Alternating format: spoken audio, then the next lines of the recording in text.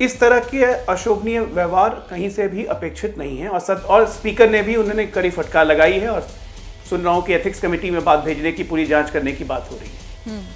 सवाल ये नहीं उठता है, सवाल ये उठता है कि दिक्कत क्या है ना कि राक्षसों के बाजार में आदमी से अपेक्षा ज्यादा बढ़ जाती है। मतलब आप इसीलिए रमेश बिधूरी के ये शब्द बिल्कुल कहीं से मंजूर नहीं है। नहीं तो यहाँ पे जितने लोग बैठे हुए हैं, अजय आलोक जी, ये बाजार नहीं था, ये लोकतंत्र का मंदिर जिसे हम कहते हैं, ये वो संसद थी। मैं शेरिन जी अपनी बात खत्म कर लूं, उसके बाद आप कहिएगा। मैं अपनी एक बात खत्म कर लूं। बोलिए। इसी संसद के सदस्य, इसी कांग्रेस पार्टी के सदस्य, खुद संसद रहते हुए, मंत्री रहते हुए, कि ऐसे कैसे बोल निकले हैं प्रधानमंत्री मोदी जी के बारे में, ये किसी से छुपा तो नहीं है। समाजवादी पार्टी के हमारे शफीकुर रहमान भट्ट साहब कैसे कैसे बोल निकले महिलाओं के बारे में, अन्य सांसदों के बारे में, भारतीय जनता पार्टी के बारे में, ये किसी से छुपा तो नहीं है। उस पर तो कभी बवाल मचता नहीं है। आज एक इसको इश्यू बनाया जा रहा है, पोचिंग की जा रही है, राहुल गांधी पहुंच जा रहे हैं, गले मिल रहे हैं उसी दानिश अली के पास, या ये वही दानिश अली थे जो एक समारोह में भारत माता की जय बोलने पे भड़क के लड़ने लगे थे एक एमएलसी से। ये आचरण क्या बड़ा सही था उनका? तो जब अब आचरण की जांच हो रही है तो मुझे लगता है कि ये स्पीकर पे छोड़ना चाहिए कि स्पीकर एथिक्स कमेटी में बैठा के पहले आचरण की जांच करे, और आचरण के हिसाब से जो भी दोषी हो, चाहे वो हमारा सांसद हो चाहे किसी का सांसद हो, उसको बिल्कुल सजा मिलनी चाहिए। ठीक है, चलिए, आप कांग्रेस पर सवाल कर रहे हैं, सुरेंद्र जी से इसका जवाब लूंगी, लेकिन इस वक्त हमारे साथ खुद दानिश अली जुड़ गए हैं। पहले उनका रुख हम कर लेते हैं। दानिश अली जी, स्वागत है एबीपी न्यूज पर आपका। देखिए, इस पूरे विवाद में अब एक और जो मोड़ आता हुआ दिखाई दे रहा है, वो बीजेपी के उस आरोप से जो आप पर सीधे सीधे लगाया गया, और बाकायदा उन आरोपों को लेकर एक चिट्ठी लिखी गई है, और आरोप यह कि आपने भड़काया, आपने अपशब्दों का इस्तेमाल प्रधानमंत्री नरेंद्र मोदी के खिलाफ किया था उस वक्त। देखिए, प्रधानमंत्री जी के खिलाफ अपशब्द का इस्तेमाल भारतीय जनता पार्टी के सांसद जब कर रहे थे, जब उनकी मौत की कामना करते हुए एक जानवर से कंपेयर कर रहे थे, उस वक्त मोदी जी के फॉर्मर कैबिनेट कुलीग्स और भाजपा के सारे नेता हंस रहे थे। सिर्फ मैंने ही प्रोटेस्ट किया और मैंने कहा चेयर से कि माननीय प्रधानमंत्री जी के बारे में इस तरीके के रेफरेंस ये नहीं दे सकते, इसको एक्सपंज कीजिए। और जिस तरीके का आरोप, जो फर्जी आरोप निशिकांत दुबे मेरे ऊपर लगा रहे हैं, तो उसके लिए कोई सबूत लाइए ना। आपने वर्बल लिंचिंग तो मेरी करा दी, अब आप अपने समर्थकों को आप इंस्टिगेट कर रहे हो हैं कि बाहर भी ऐसा काम हो। प्रधानमंत्री का पद, वो उसके बारे में आपकी ऐसी सोच हो सकती है क्योंकि आपके संस्कार ऐसे हैं। पूरे देश ने देखा है कि निशिकांत दुबे किस तरीके से पिछड़े वर्ग के एक कार्यकर्ता से अपने पैर धुलवाते हैं और फिर उसको वो पानी पिलवाते हैं। तो ये तो हैबिचुअल है इस मामले में। मैं तो ऑनरेबल स्पीकर सर से ये डिमांड करूंगा कि जो निशिकांत दुबे जी ने मेरे ऊपर ये आरोप लगाया है, इसकी वो जांच कराएं, और अगर सबूत नहीं है, जांच में कोई सबूत नहीं है, तो ये विशेष अधिकार का मामला निशिकांत दुबे के खिलाफ बनता है, उनके ऊपर विशेष अधिकार में कार्रवाई करें। ठीक है, तो आप जो कह रहे हैं दानिश जी, बहुत कॉन्फिडेंस के साथ आप चैलेंज कर रहे हैं और आप कह रहे हैं कि आप सबूत लेकर आइए, फिर आपसे भी तो वही कहा जाएगा ना कि आप भी कह रहे हैं कि उन्हीं के खिलाफ उन्हीं की पार्टी इस तरह के शब्दों का इस्तेमाल कर रही थी, तो आप भी सबूत लेकर आइए। फिर रिकॉर्ड पे है मोबाइल, क्या आपने नहीं देखा?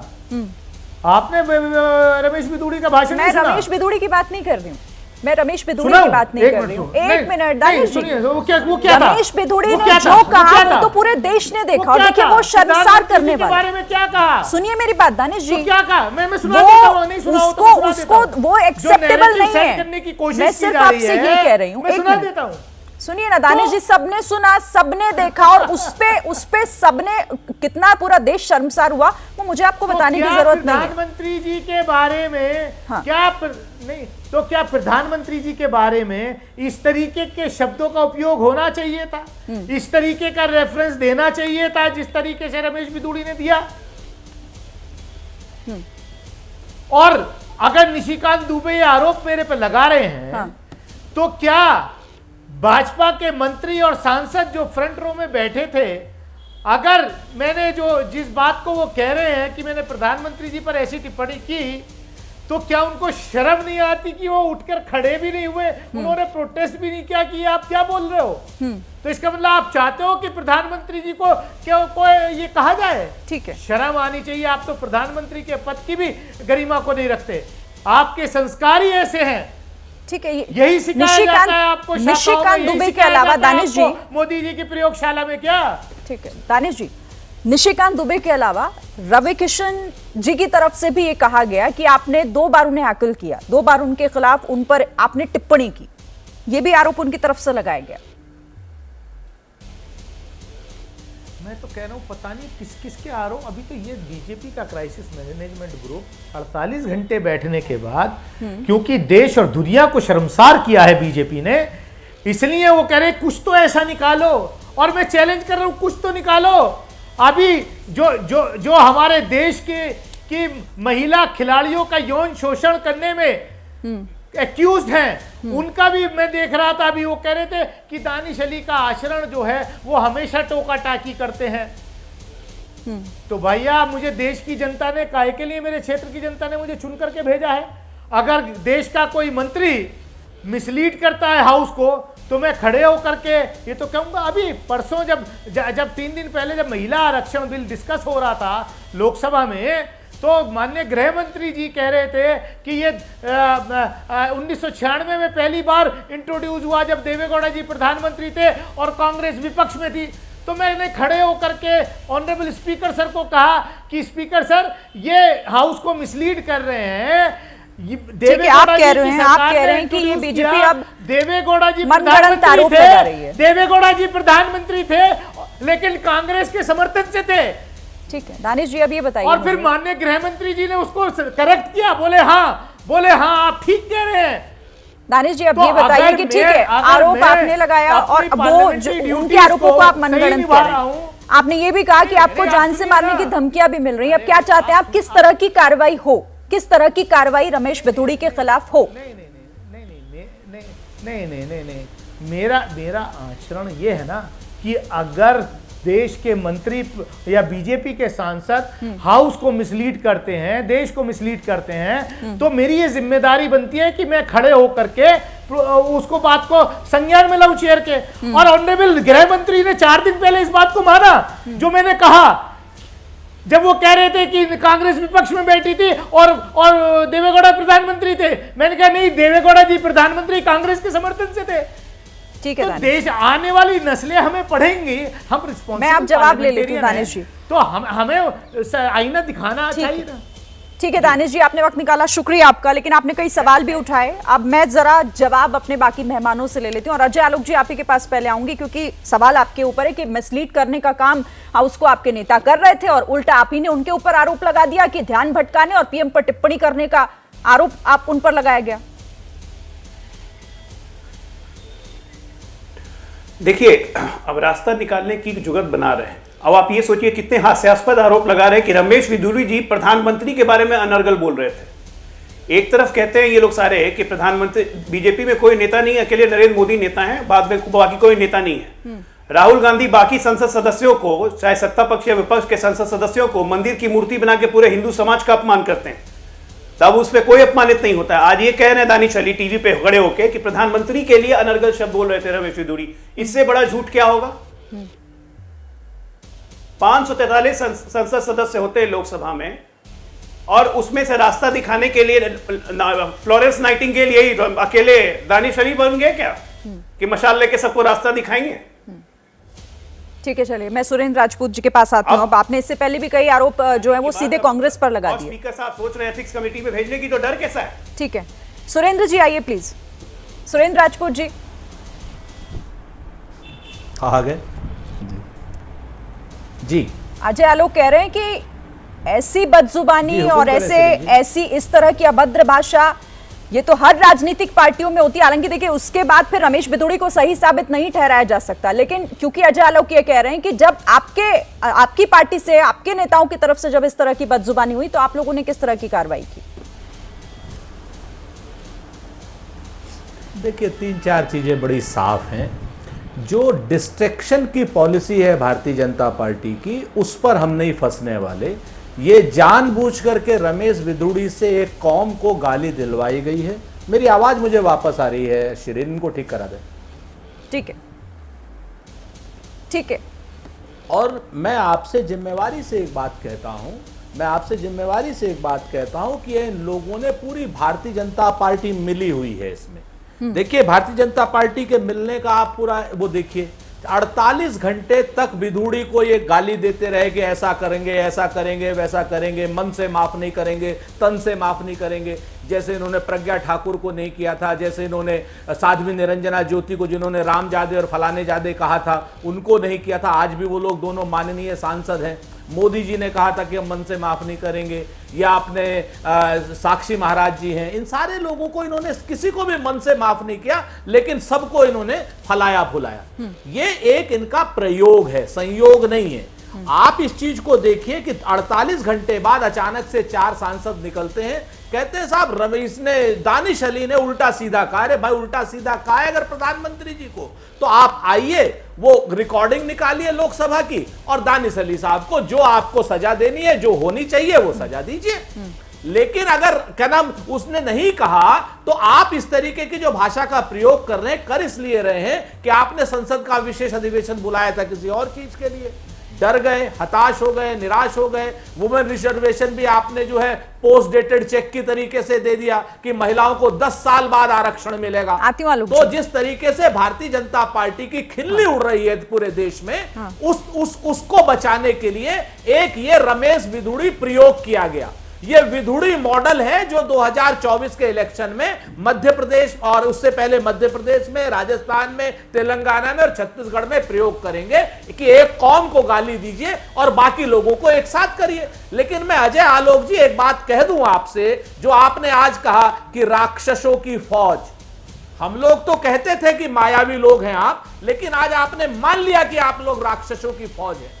और आप लोग जिस तरीके से बात कहते हैं, अगर ये मैंने राक्षसों की फौज कह दी होती तो मेरे खिलाफ FIR हो गई होती।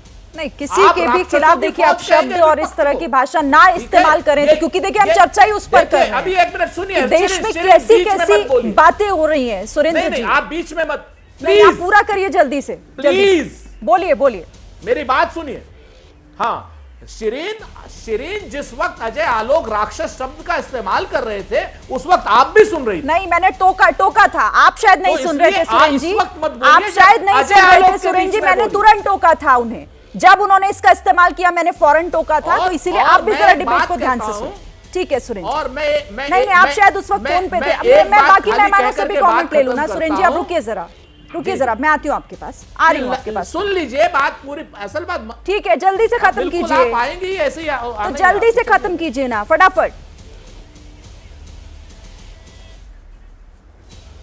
वो कहते हैं ना शिरीन, आप लोग भुला देते, डर जाते हैं। कहते हैं लश्कर भी तुम्हारा है, सरदार तुम्हारा है, तुम झूठ को सच लिख दो, अखबार तुम्हारा है, और इस दौर के फरियादी जाएं तो कहां जाएं, सरकार तुम्हारी है, दरबार तुम्हारा है, और सूरज की तपन, ये नरेंद्र मोदी जी के लिए है, जय आलोक कह दीजिएगा, सूरज की तपन तुमसे बर्दाश्त नहीं होती। शेरो शायरी में निकाल दीजिए पूरा समय। 3 मिनट तक आपको मैंने बोलने दिया और फिर भी आप मेरे ऊपर आरोप लगा रहे हैं, मैंने बोलने नहीं दिया। खैर ठीक है, आप आरोप लगाइए, लेकिन मैंने आपको समय पूरा दिया। आइए, ठीक है, आइए रामकृपाल जी। मतलब ये हो क्या रहा है? ये एक दूसरे पर बयानबाजी, इस बयानबाजी को लेकर एक दूसरे पर आरोप लगाए जा रहे हैं। अब चिट्ठी लिख दी गई, चिट्ठी लिखकर ये कहा जा रहा है क्योंकि भड़का दिया गया था, इसीलिए इस तरह की बयानबाजी। मतलब यही हुआ ना फिर? शिरीन जी, पहली बात तो ये है कि विधुड़ी जी ने जो कुछ भी कहा उस दिन, जो किया है, वो किसी भी तरह से, किसी भी तरीके से कोई उसको डिफेंड नहीं कर सकता। वो खराब था, गलत था, किसी भी स्तर से उसको डिफेंड नहीं किया जा सकता है।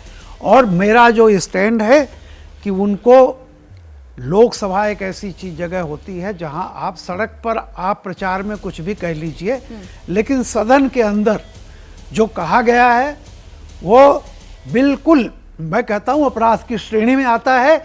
चूंकि अदालत एक विशेषाधिकार है कि नथिंग इज कंटेम्प्ट और defamatory with in the four wall of the house, इसलिए उस पर कोई अदालत उस पर कोई एक्शन नहीं ले सकती। तो मैं ये उम्मीद करता हूं कि ये खुद की संसद, तमाम माननीय लोग इस तरह जो कुछ हुआ है कठोर से कठोर कार्रवाई करेंगे। पार्टी लेवल पर भी होनी चाहिए और संसद के द्वारा भी होनी चाहिए, ताकि आने वाले समय में ये पहली बैठक थी, पहली इस बिल्डिंग में, अगले 100 सालों तक यह इमारत रहेगी। और कोई ऐसा उदाहरण अगर आप अभी नरमी दिखाएंगे तो आने वाली पीढ़ियां इसका फिर आपको कोई माफ नहीं करेगा। पहली बात।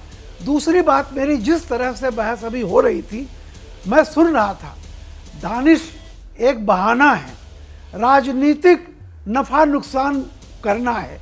देखिए, हर पार्टी में कुछ ऐसे लोग होते हैं, इसका यह मतलब नहीं है कि पार्टी ही पूरी गंदी हो गई। कांग्रेस में भी इस तरह के बोल होते हैं, लेकिन इतने दिनों की पार्टी है, मैं नहीं मानता कि किसी एक व्यक्ति के कहने से कांग्रेस पार्टी खराब हो जाएगी या बीजेपी खराब हो जाएगी या बाकी पार्टियां। मैं मानता हूं कि मेजॉरिटी आज भी इस देश में मर्यादित ढंग वाले हैं, एक्सेप्शंस हर पार्टी में होते हैं। तो कृपया, मेरा कहना यह है विपक्ष और पक्ष दोनों से कि कम से कम इस अपराध में राजनीतिक फायदा नुकसान मत देखिए, ठीक है, वरना आने वाले समय के आप लोग माफ नहीं करेंगे। आपने बड़ी बात कही है, आपने बड़ी बात कही है रामकृपाल जी कि केवल उनके नाते पूरी पार्टी को कह देना, ठीक है, लेकिन पार्टी पे सवाल इसलिए उठ रहे हैं ना कि कोई ऐसी ठोस कार्रवाई अब तक नहीं। बहरहाल, ठीक है सर, मुझे जल्दी जल्दी कमेंट लेना है। राजकुमार भाटी जी के पास मैं आती हूँ। राजकुमार भाटी जी, क्या आपको भी लगता है कि दानिश अली तो सिर्फ एक बहाना है? नहीं, देखिए, लगभग 48 घंटे कोमा में रहने के बाद भारतीय जनता पार्टी के प्रवक्ता और नेता जिस तरह रमेश विधूड़ी के समर्थन में कूदे हैं, उससे मुझे कतई भी आश्चर्य नहीं है, कोई अचंभे की बात नहीं है। हाँ, ये अगर चुप रहते तो आश्चर्य होता। और सफाई भी क्या दी जा रही है बड़ी मासूमियत के साथ, कि जिस तरह आपने देखा नहीं श्रीन जी के वो उसमें छेड़छाड़ और रेप की घटनाओं में, ये आवाज लौट के आ रही है, मुझे वापस थोड़ा इसे ठीक करा। ठीक है, कराते हैं। रेप और छेड़छाड़ की घटनाओं में आमतौर पे कहा जाता है कि लड़कियों के कपड़े इस तरह के होते हैं कि वो उन्हें छेड़छाड़ के लिए आकर्षित करती हैं लड़कों को। ये इस तरह की घटिया बातें जो की जाती हैं, वही बिल्कुल सेम इसमें हो रहा है। अभी आदरणीय रामकृपाल जी कह रहे थे कि रमेश विधूड़ी का जो कृत्य है संसद के अंदर, उसे किसी भी तरह डिफेंड नहीं किया जा सकता। वो तो बहुत शालीनता के साथ अच्छे पत्रकार हैं, अच्छे व्यक्ति हैं, कह रहे थे, लेकिन डिफेंड तो किया जा रहा है। पूरी भारतीय जनता पार्टी तो डिफेंड में उतर आई है उसके में। तो ये एक रमेश विधूड़ी एक नाम व्यक्ति नहीं है, एक मानसिकता है जो भारतीय जनता पार्टी में आम है, कोई पहला उदाहरण नहीं है इस तरह की कर्महीन भाषा की। और एक समुदाय विशेष को जो भाषा, बस पहली बार ये हुआ है शिरीन जी के संसद के अंदर यूज किए गए हैं, वरना सड़कों पर, रैलियों में, भाषणों में, बयानों में लगातार इन बातों को यूज करते हैं। ठीक है, इसी तरह की। ठीक है, मुझे ब्रेक पर जाना है। मैं एक कमेंट रशीद किदवई जी का भी यहाँ पर ले लूं। रशीद किदवई जी भी हमारे पास है, फिर बाकी आपके पास आती हूँ राजकुमार भाटी जी। रशीद जी, ये बवाल कहाँ जाकर थमेगा?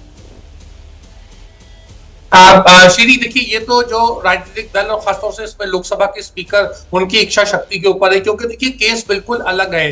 जो एक संसद में जो रामकृपाल जी ने जो भावनाएं व्यक्त की, मैं बिल्कुल उनसे इत्तेफाक रखता हूं कि जो संसद में जो बात कही गई है, तो एक रमेश विधूड़ी का मामला है, फिर दूसरा मामला आता है दानिश अली का, अगर उनके खिलाफ कोई मामला, मतलब दो चीजों को हम किसी भी तरीके से क्लब नहीं किया जा सकता।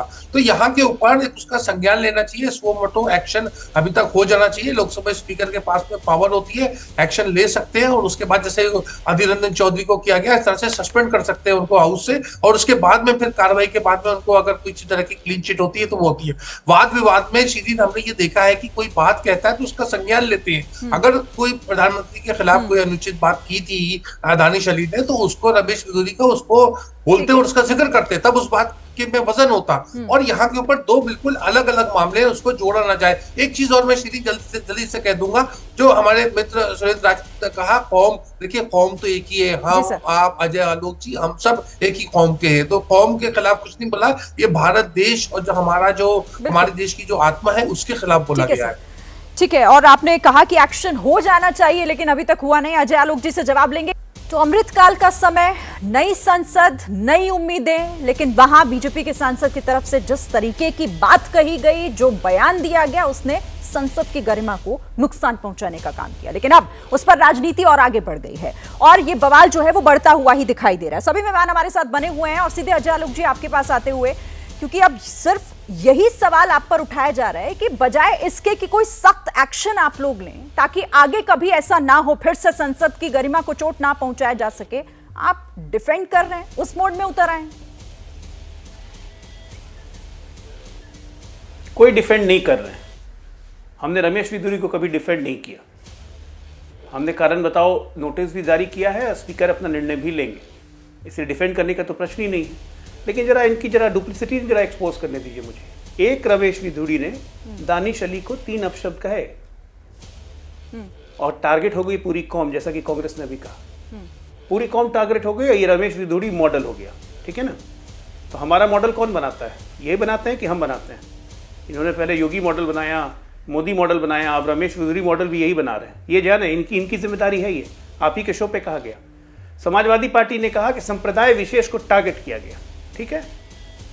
बहुजन समाज पार्टी जब इंडिया अलायंस में शामिल नहीं हुई तो मायावती जी को बीजेपी का एजेंट तक कहा गया और कहा गया कि वो भाजपा की मदद कर रही है इसलिए नहीं शामिल हो रही। तमाम तरीके के शब्दों से अलंकृत किए गए। तब उसी वक्त दानिश अली चुप थे, कुछ नहीं बोलते थे। आज जब दानिश अली पे टारगेट हुआ तो राहुल गांधी पहुंच गए उनको गले लगाने। ये हमें संसद की मर्यादा बताएंगे? ये वही कांग्रेस पार्टी, ये मत भूलिए, ये वही कांग्रेस पार्टी है जो 1975 में पूरे विपक्ष को जेल में डाल के संविधान में संशोधन किया और ये सेकुलर और सोशलिस्ट शब्द घुसाए। और कोई आदमी जब सुप्रीम कोर्ट में गया कि ये गलत है, असंवैधानिक है, तो सुप्रीम कोर्ट के जज भी चुप रहे, क्योंकि सुप्रीम कोर्ट के जजेस को भी सीनियरिटी को सुपरसीड करके अपने जजेस बैठा दिए थे। ये कांग्रेस पार्टी में मर्यादा सिखाएगी? चलिए ठीक है, इतिहास सामने है इनका, मर्यादा का इतिहास इनका। उनके इसी इंडिया अलायंस के आम आदमी पार्टी के दिल्ली विधानसभा को अपना मैं उस पर जवाब एक मिनट मैं डुप्लिसिटी एक्सपोज कर रहा हूं। मैं तो कह रहा हूं कि हमने तो कारण बताओ नोटिस दिया, स्पीकर ने ये क्या कारण बताओ नोटिस जारी करना काफी हो जाता है? भेजने की सोच हो रही है। कारण बताओ नोटिस 15 दिन का समय दे देना काफी हो जाता है। कारण बताओ नोटिस का, कारण बताओ नोटिस का जब वो जवाब देंगे, एग्जांपल सेट करें। शिरीन जी, जब कारण बताओ नोटिस का, शिरीन जी ऐसा है कि कारण बताओ नोटिस जब वो देंगे, वो सांसद हैं, वो जो कारण बताओ नोटिस का जवाब देंगे तो पार्टी निर्णय करेगी। उनका निर्णय मैं यहाँ टीवी स्क्रीन पर बैठ के नहीं करूंगा। लेकिन एक बात स्पष्ट है कि हम तो कार्रवाई करते हैं। आपने कब कार्रवाई नहीं करेंगे? दिल्ली विधानसभा को जब अखाड़ा बनाया गया प्रधानमंत्री को गाली देने के लिए।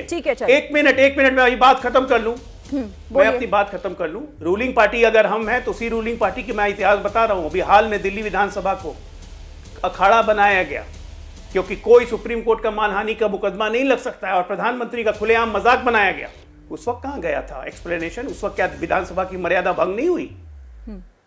ठीक है, चलिए अब सुरेंद्र आज जो हमें मर्यादा सिखा रहे हैं, अब जवाब ले लूं। कांग्रेस पार्टी किसी को मर्यादा का पाठ पढ़ाने का दामन के दाग दिखा रहे हैं, जिनका खुद का दामन इतना दागदार है वो हमसे जवाब मांग रहे हैं। अजय भाई बड़े अच्छे इंसान हैं। उसी पे मैंने कहा था कि राक्षसों की फौज में आदमी से उम्मीद बढ़ जाती है। मर्यादा की बात कर दी। अरे भाई फिर आप इस तरह के शब्दों का इस्तेमाल नहीं करें ना तो बेहतर है। प्लीज पर्सनल कोई भी नहीं हुई है, जो बात है उस पर जवाब। राक्षसों की फौज आपने बिल्कुल कहा। जी जी जी, राक्षसों की फौज आप ही ने कहा, हमने नहीं। अब लेकिन आपने बड़े भोले इंसान हैं, आपने दिल्ली विधानसभा में भूल गए थे। दिल्ली विधानसभा में कपिल मिश्रा ने नरेंद्र मोदी जी के चरित्र की धज्जियां उड़ा करके रखी थी। धज्जियां 2.5 घंटे। कपिल मिश्रा नाम का आपका नेता था अजय आलोक जी, और आज आपकी पार्टी का वो माननीय सदस्य है और अच्छी पोस्ट होल्ड किए हुए है दिल्ली के उसमें।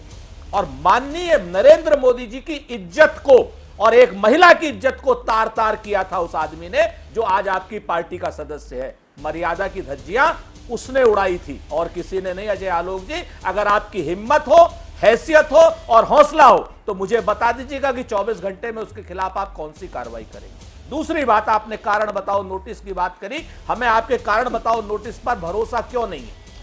साध्वी प्रज्ञा ठाकुर, भोपाल की सांसद, उन्होंने गोडसे और गांधी जी के बारे में क्या कहा था? सर्वविदित है, नरेंद्र मोदी जी का आधिकारिक बयान था कि मैं इनको मन से कभी माफ नहीं कर पाऊंगा, और पार्टी ने कारण बताओ नोटिस जारी किया था उनको। क्या हुआ है उस कारण बताओ नोटिस का? उसके बाद आप आ जाइए साध्वी निरंजना ज्योति पर। उसने राम जादे और कौन से जादे की बात करी थी, कारण बताओ नोटिस उसको भी जारी किया गया था। लेकिन तब आप दुर्भाग्य से हम लोगों के साथ में थे, तो आप भी बहुत चिल्लाते थे। उसके बाद आपने साक्षी महाराज को कारण बताओ नोटिस जारी किया था। कितने कारण बताओ नोटिस की बात करेंगे आप? कारण बताओ नोटिस के पीछे अपने लंपट और फ्रिंज एलिमेंट्स को बचाना चाहते हैं, और जब फंस जाते हैं तो उनको फ्रिंज एलिमेंट कह करके किनारे हट जाते हैं।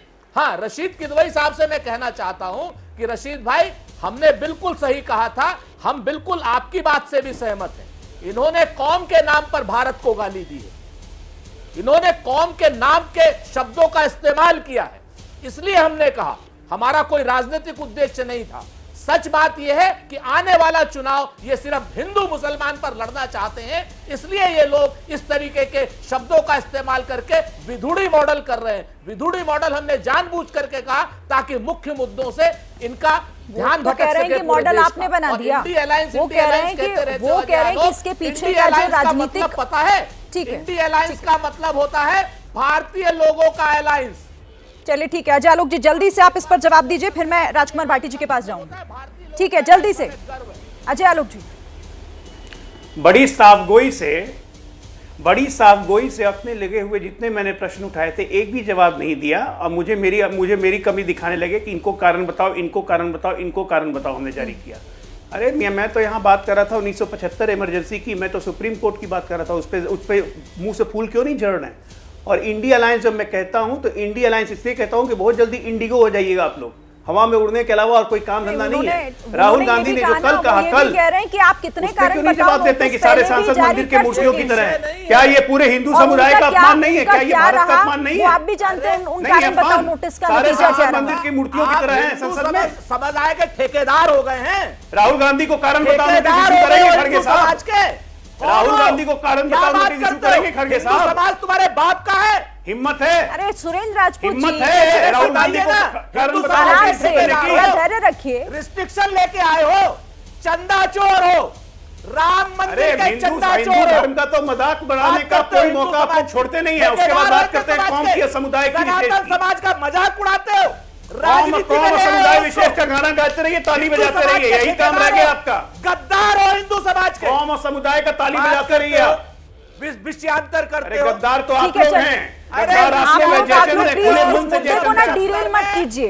यहाँ बात हो रही है संसद की, उसकी मर्यादा की और इस तरह के अपशब्दों की। आप 1975 और इधर उधर मत लेकर जाइए प्लीज। राजकुमार जी आइए। राजकुमार भाटी जी, आपको भी लगता है कि कारण बताओ नोटिस जो है, बिना देर किए चर्चा में आगे बढ़ते हैं। राजकुमार भाटी जी, आपके पास आते हुए आपके सवाल पर, क्योंकि आपने एक्शन से जुड़ा हुआ सवाल पूछा था, शायद अजय आलोक ने उसी पर यह जवाब दिया है कि 15 दिनों का हमने समय दिया है, नोटिस जारी किया है और उसके बाद हम एक्शन लेंगे।